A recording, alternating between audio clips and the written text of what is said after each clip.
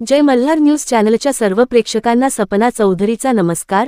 शासनाचे नियम धाब्यावर बसवत स्वतःच्या खात्यावर शासकीय धनादेश वटवून त्यातून ठेकेदारांना पैसदा करत वित्तीय अनियमितता करणाऱ्या नवापूरच्या वनविभागाच्या वनक्षेत्रपाल स्नेहल अवसरमल यांच्यावर निलंबनाची कारवाई करण्यात आली आहे।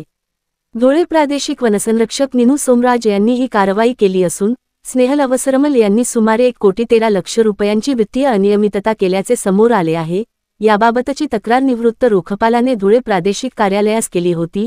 या तक्रारीबाबतच्या तथ्यानंतर धुळे प्रादेशिक वनसंरक्षक नीनू सोमराज यांनी 3 समिती चौकशी कामी गठीत केली होती। या चौकशीच्या अहवालानंतर ही कार्यवाही करण्यात आली आहे। विशेष म्हणजे जागतिक वनदिनी वनमंत्र्यांच्या हस्ते स्नेहल अवसरमल यांना सुवर्ण पदक देऊन गौरविण्यात आले आहे।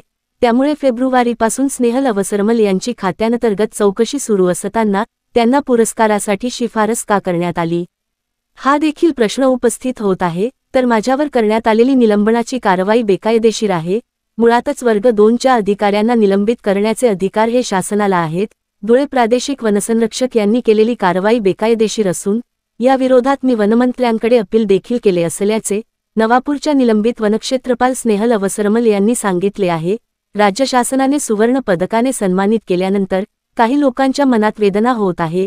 म्हणूनच माझी प्रतिमा मलिन करण्याचा प्रयत्न सूडबुद्धीने आणि जाणीवपूर्वक करण्याचा प्रयत्न होत असल्याचे स्नेहल अवसरमल यांचे म्हणणे आहे।